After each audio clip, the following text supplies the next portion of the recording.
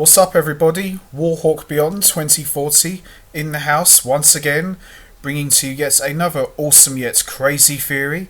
And today's video is going to be slightly different to my previous ones, as this will be the first time, for this series anyway, that I'll be talking about DC's cinematic universe.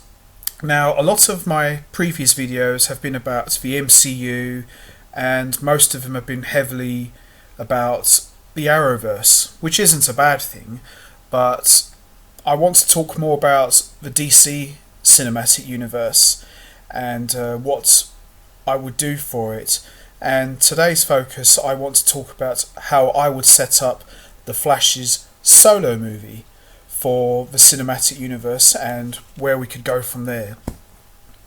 Ever since Ezra Miller was casted as the Flash, he has appeared in 3 movies. He had 2 cameos, one in Suicide Squad, which was quite a lot of fun if I'm honest, and 2, he had a brief cameo in Batman v Superman Dawn of Justice, where we saw him on the CCTV in a supermarket saving a guy. And the 3rd movie was The Justice League, which came out a couple of years ago. Now, I've got nothing against Ezra Miller as an actor. He seems like a decent enough actor. But my issue with his Flash was it was almost like they couldn't decide what version they wanted the Flash to be. Did they want him to be the Barry Allen version of the Flash or the Wally West version of the character? Because it seemed like they were trying to go for both, but more Wally West.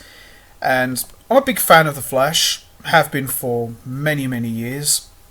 I do like the Wally West version of the Flash a lot. He's my favourite, especially in the DCEU version in the Justice League animated series, where he was funny but he was also a badass at the same time. But I didn't really get that sense with Ezra Miller's Flash in the Justice League. He felt more like, I don't know really, felt more like Robin in training, especially that scene with Bruce Wayne. He felt more like Tim Drake. Maybe he should have been casted as Tim Drake.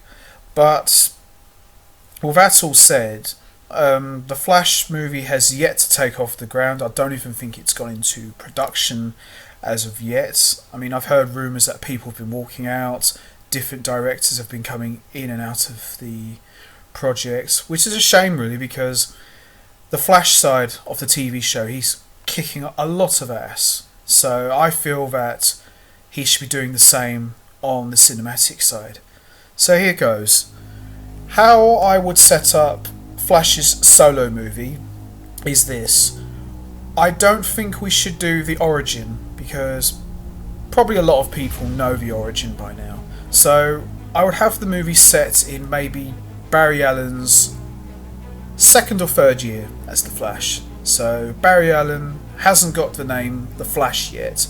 People have been referring to him as the Scarlet Speedster, which is a shout out to his nickname from the old comic books. So Barry Allen's in his 2nd or 3rd year as the Flash.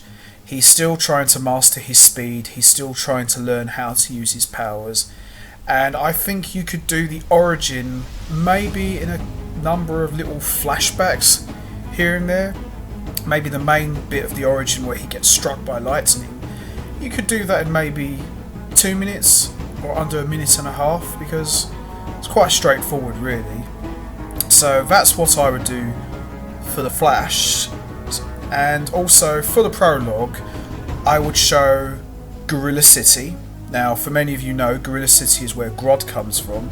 So I would have Gorilla Grodd as the main villain.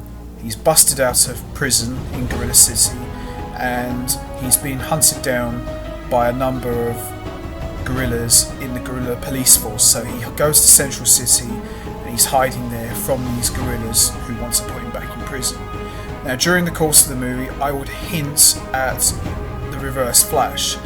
He wouldn't be the main villain in this movie, but I would hint at his presence. So all throughout the movie you see little glimpses of him. So, for example, Barry Allen in his Flash costume, he's running through Central City and time stops and we see like a yellow streak slowly run past him and he quickly speeds off and Barry Allen can stand there scratching his head thinking, what the hell was that?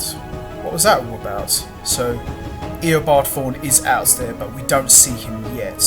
So also, as I mentioned already, Gorilla Grodd can be the main villain for this movie, and he's hiding in Central City as I've mentioned already, and he gets hold of some devices from Star Labs, shall we say, and Gorilla Grodd has a psychic ability where he's able to control people at will. So with this device, it not only enhances his ability, but he is able to control the entire world. So what you could have is, you've probably heard this sort of story before, it's a little bit of inspiration from maybe an episode of the Flash TV show, but I figured we could expand upon it for this movie. So Grodd gets hold of this headgear device and it enhances his psychic ability, and he goes around controlling people's minds to help him commit robberies. So his plan is he wants to control all of Central City and eventually turn it into his own gorilla city, with all the people turning into gorillas and bowing down to his will. So what you could also have is him and the Flash confront each other and they go at it a little bit, with Grodd obviously manhandling the Flash, and you could have Grodd control the Flash's mind. So you could have the Flash not necessarily go rogue, but you could have him under Grodd's control and he makes the Flash go commit crimes and robberies for him. So everyone in Central City would think this mysterious Scarlet Speeder has turned on them and they end up distrusting him. Now also, how Barry Allen finds a way to defeat Grodd. Now, it was mentioned in the Justice League movie that Barry Allen said that he has a degree in Gorilla Sign Language, so that could be used as a way to defeat Grodd, is through Gorilla Sign Language. And also throughout the movie, you could have Barry Allen learn to communicate with him, obviously through Gorilla Sign Language. Now obviously Barry Allen's having his mind controlled, so maybe some part of his mind that's not controlled can break through to Grodd's mind, and he convinces him not to do this, to no avail of course.